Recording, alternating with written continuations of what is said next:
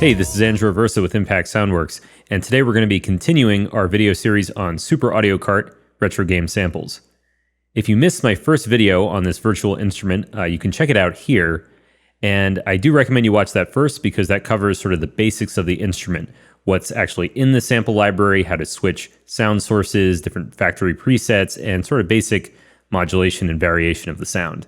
In this video, we're going to be looking at the advanced features such as envelopes, filters, and the poly-arpeggiator. So starting from a blank slate, we have the initialized patch, which is set to the pulse 50% from the NES. And you can see along the bottom, we have 5 different tabs. There's the main tab, which is this view. And if you click on any of these, this pulls up the advanced view for the corresponding layers. Looking at layer A in the sound tab, this is where you can edit a lot of the specific parameters: volume, pitch, playback, mapping, and filters. So starting from the top, we have fine tune, which is pretty self-explanatory. That goes up to up and down 2 semitones. Sample offset controls the playback position in the waveform. Now this is particularly relevant if the sound has a transient. So this slap bass, for example, let's turn it up a little bit. If we move the sample offset, it takes away that transient because it's playing at a further position into the waveform. Besides the fact that this can introduce all sorts of sound design possibilities, it can also be used to create free-running oscillators, something I'll get to in the next video. Velocity sensitivity does pretty much what you'd expect. It controls the degree to which velocity affects volume.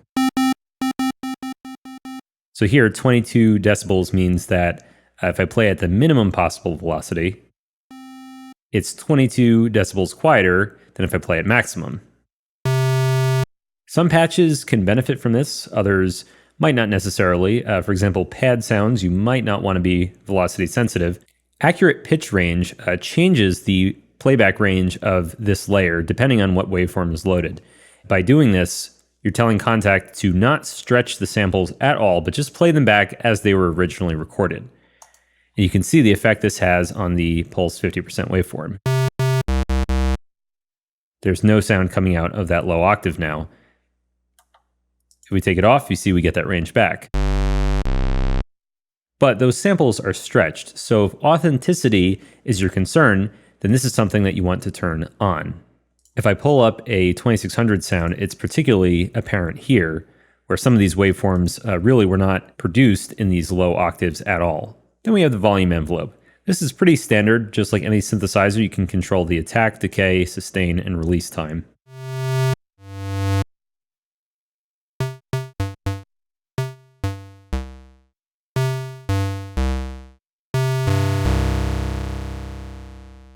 This is the go-to editing tool for when you want to create the difference between a pluck and a pad, for example. Next up, we have the vibrato controls, starting with the vibrato waveform. There are 4 different waveforms you can choose from, and these are all generated from within Kontakt. Then there's vibrato speed and maximum depth. The reason I say maximum is because you can map the amount of current vibrato to any control you want. By default, it's set to mod wheel. So if I play a note and then use the mod wheel, we're going from 0% of that depth to 100%. Now if I increase the max depth to 1.2 semitones,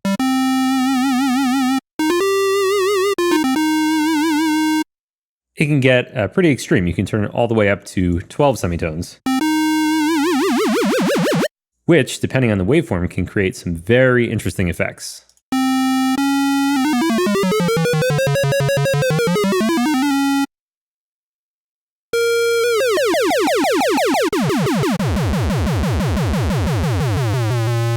The vibrato speed as well can go from very low values all the way up to extremely high values. And these values, 50 plus hertz, it almost begins to introduce like frequency modulation or phase modulation.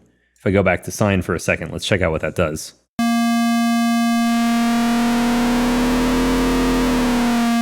Lots of fun sound design possibilities there. Mapping range controls how the layer is triggered. So by default, playing from note 24, which is C0, all the way up to G8 will trigger the layer. But we could change this to be only 24. And playing any other note does nothing at all. Or you can set it to be just 1 octave or so. And again, I'm playing, you can't see it, but I'm playing upper ranges on the keyboard and nothing is happening. Besides creating keyboard split type patches where the bass is in one range and the lead is in another range, this is great for drum kit layers and combinations. Mono versus poly mode does pretty much what you'd expect. It controls whether or not the layer can support multiple voices.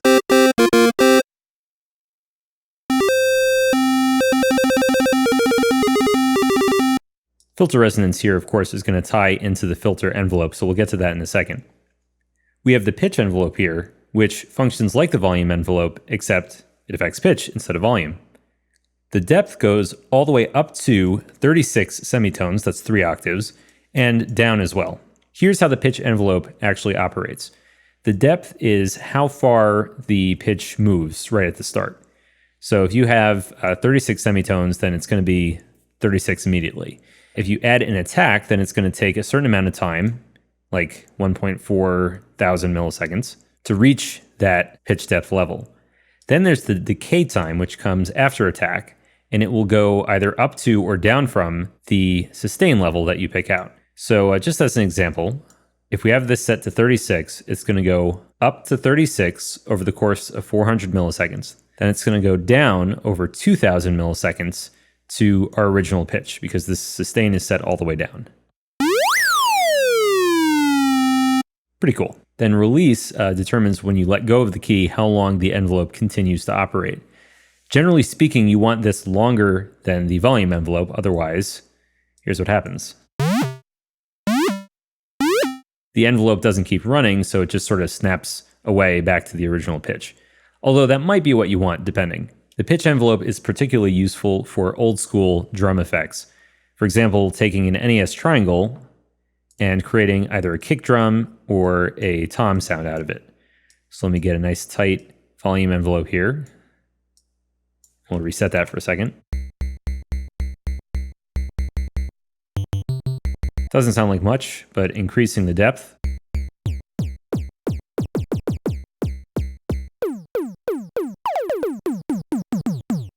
You can create some of those absolutely classic NES drum sounds that were used in so many games.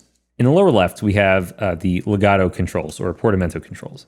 So if we go to mono mode for a second, and let me change the waveform here to something like, okay, how about this for variation? Now in mono mode, of course, it only supports one voice at a time. And when I play each new note, it snaps immediately. There's no glide. But by turning on Portamento, it glides from one note to the next. You can control how long it takes to glide using the Portamento time knob, which can get to fairly extreme values. Let's crank this all the way up.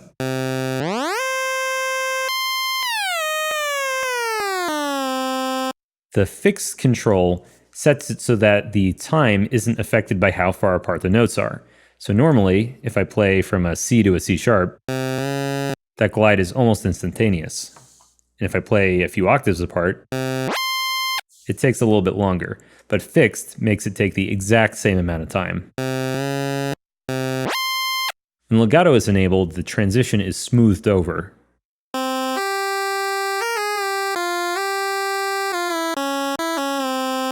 And the cool thing is that you can actually do this in poly mode as well. I'm just going to play a chord here.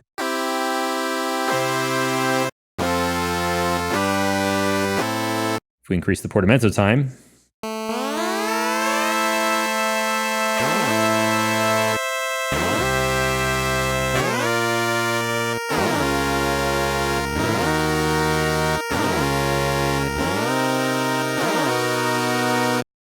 you can do stuff like that. Key tracking sets how the pitch for the layer is actually determined, whether it follows what you play, so playing a C, G, and C, or whether it just plays the same pitch no matter what.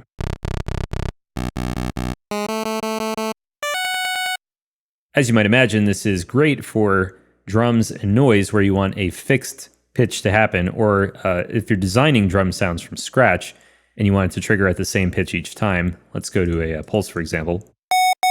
And we'll go down to here, and then play with the pitch envelope.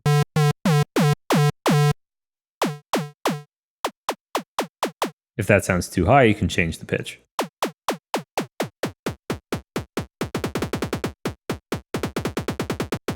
I was playing all sorts of different keys on the keyboard there. For now, we'll turn that back on. And then we have pitch bend range, which basically just changes the range of the pitch bend controller, how deep it affects the sound. By default, it's 2 semitones, which is pretty standard. But you can crank that up to 12.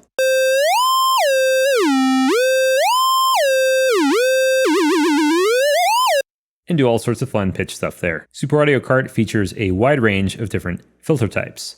You've got your low pass, high pass, and band pass filters, 4-pole, which means 24 dB per octave slope. And then you have different variations. So you have SV, which is state variable, AR, adaptive resonance. You have the DAFT filters, which are also present in Massive, and the Pro 52 filter, as well as both 2- and 4-pole Moog emulating ladder filters, plus state variable and ladder notches. So let's just check out some of those and play with the cutoff.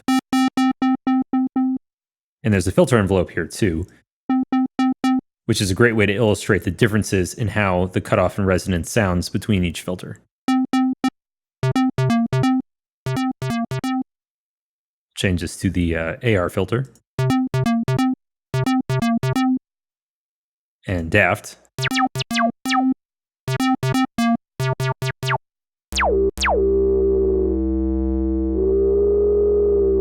You get some really nasty self-resonance at those high values with the DAFT filter. Or how about Pro 52?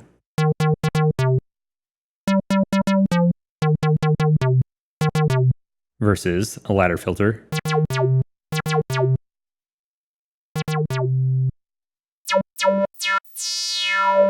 And then the notch filters too, pretty useful stuff.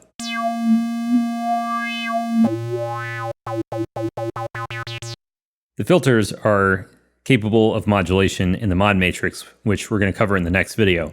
But it's a super useful sound design tool because just being able to switch between different kinds of low pass filters can give a very different tone to the sound that you're designing. Okay, now let's check out the arpeggiator, which is a very, very powerful tool that's particularly relevant for an instrument that is based on game systems which all heavily utilized arpeggios for all sorts of compositional and sound design effects. First thing you have to do is turn it on here. Now, by default, we are in sequencer mode, and that is determined by the LED above the pitch table. So in sequencer mode, you can draw in different pitches. So this would be 12 semitones for the first step, 0 for the second, 12, and then we can do something like this.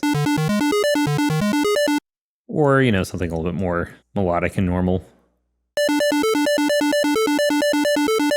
Every note I press is generating a sequence based on that note. So if I press an E, it'll play an E plus 12 semitones, 12, 7, 12, or minus. But when this table is off, instead of generating a sequence of notes, it arpeggiates between the notes that I'm holding. So I'm going to hold an E. It'll just play an E. If I play an E and a B, or however many notes you're holding.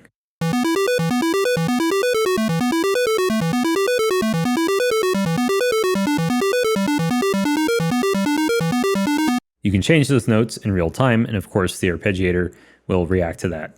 But for now, I'm going to turn this table back on and take a look at the other tables. The volume table modifies the volume of each step. So if we do something like this, by holding down the right mouse button and drawing a line, it's going to essentially fade out over the course of the sequence.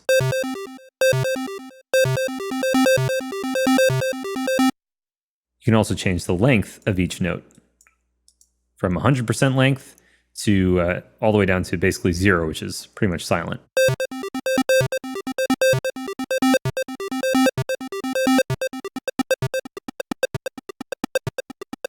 The wavetable is available for most consoles except for the Genesis and Super Nintendo. Reason being, what this does is cycle between the available synth waveforms for that particular console. And as you use the table, you'll see the waveform displayed up here.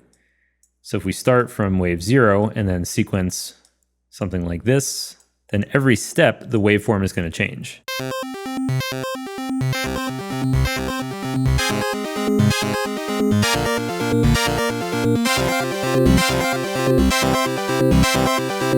The same can be said for the Commodore as well.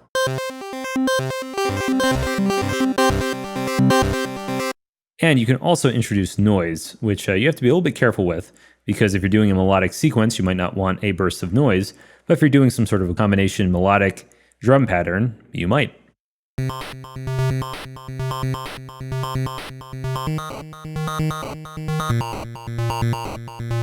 But again, we'll turn that off for now. And let's take a look at some of the other features. Naturally, this whole arpeggiator and sequencer can be synced to pretty much any time value you want associated with the host BPM. It goes all the way down to a quarter note and all the way up to 128th notes.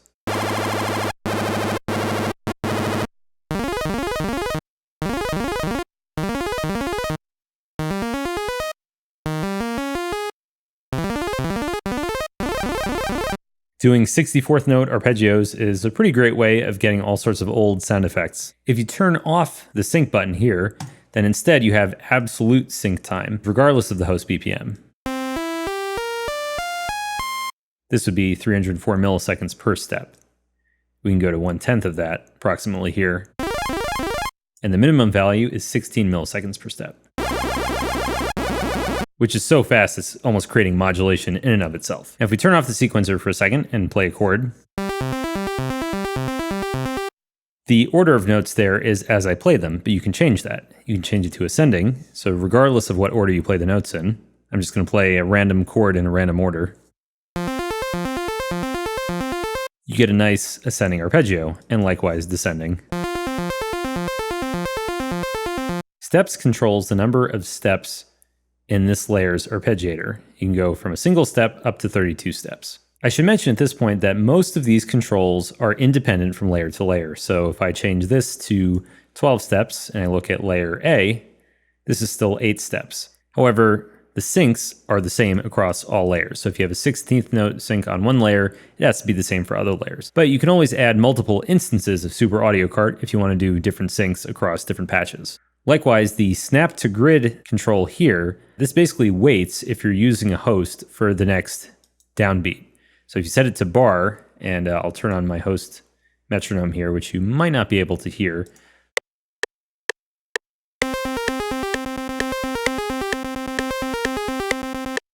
So even though I was holding the note, it didn't trigger until a downbeat. And you could set that to other beat subdivisions as well, like quarter notes, eighth notes, etc. This is very useful if you're doing anything in live performance and you have a very tight sequence. You don't want to trigger the sequence out of time with the rest of your track. So for performance purposes, it's a great feature to have. The swing knob controls how much swing is applied, so it basically offsets every other note.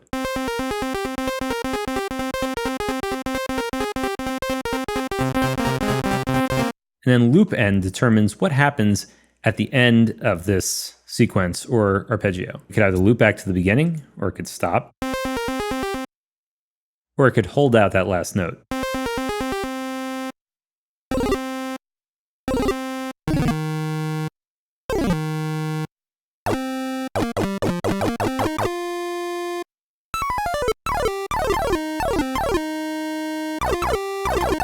You can create some interesting articulated lead sounds by changing pitch or volume or length, or even the waveform before ending on the final note of your choice. So I'll go up here and I'll initialize this, and I'll take a look at the gate as well. Gate, instead of triggering new notes, this actually processes whatever chord you're holding. And then if I change the volume, every other step, it's going to drop the volume of that chord.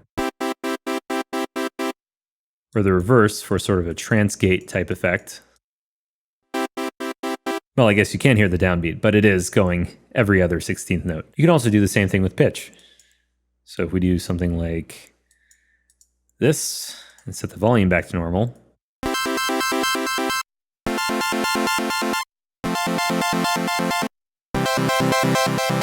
And it does it for every note that you're holding in that chord. In the gate mode, the length and wavetables don't do anything because length is just however long you're holding the chord for. And wave doesn't come into effect because the notes aren't being re-triggered. And you can turn those tables off like this. But even in normal arpeggiator or sequencer mode, you can disable or enable these tables however you want. For example, if you turn the volume table off, it's going to cycle between the velocities that you played. So let's say I'll play one very soft note and one loud note. And for this to make any difference, we have to turn up velocity sensitivity. Okay, we'll initialize again, which is a good excuse to take a look at some of the presets that we have.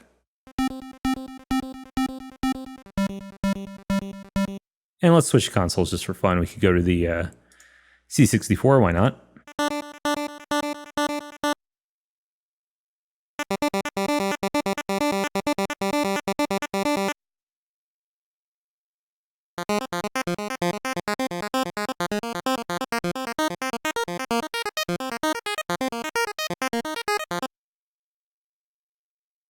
Or some of the gates.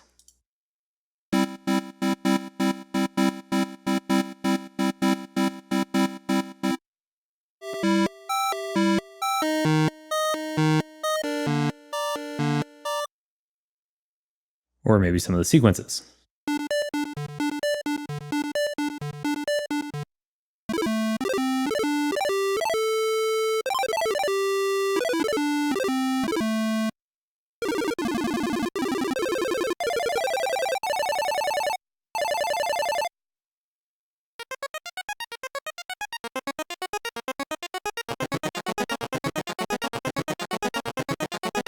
Lots of fun there.